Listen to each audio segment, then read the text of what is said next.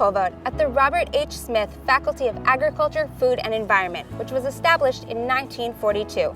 The faculty has been a major contributor to the settlement of Israel and the development of its remarkable achievements in agriculture. The faculty is also the leading academic authority in Israel for food and nutrition, and its impact can be felt worldwide. Welcome to the greenhouse of the future. This isn't like the typical greenhouse that you have maybe in your backyard. Here we use state-of-the-art technology, such as sensors that measure all aspects of plant lives. This advanced greenhouse is specially designed to allow researchers to screen hundreds of plants simultaneously under a variety of controlled conditions, while they continually monitor several physiological parameters for each individual plant. We're here at the Benjamin Treewalks Bee Research Center, our hub for the study of the biology of honeybees and bees as pollinators. Research at the center focuses on studying the decision-making processes of bees from a multidisciplinary perspective, combining tools and ideas from behavioral ecology, cognitive psychology, and economics. Wow, it's unbelievable! Welcome to the Fish Research Facility, where scientists learn how to breed fish that are disease-resistant. Aquaculture is the fastest-growing animal farming sector, addressing the demands for nutritious and healthy foods to feed the world's growing population, especially in developing countries. Here we are at one of the few cannabis-growing research facilities in all of Israel.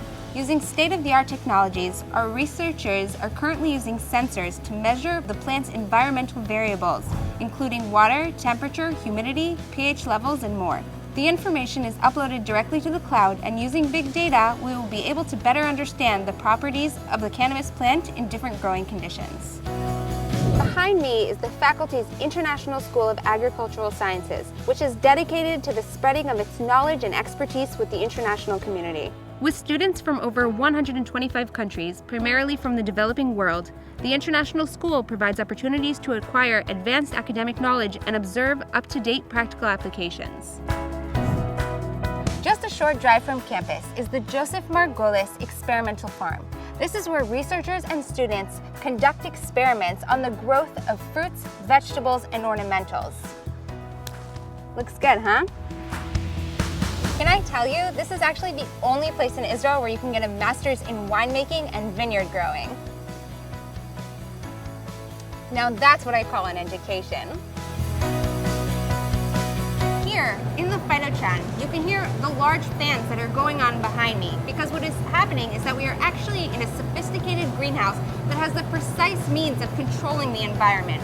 It's divided into 4 climate and light control rooms, so it's summer and winter and spring and fall all at the same time here.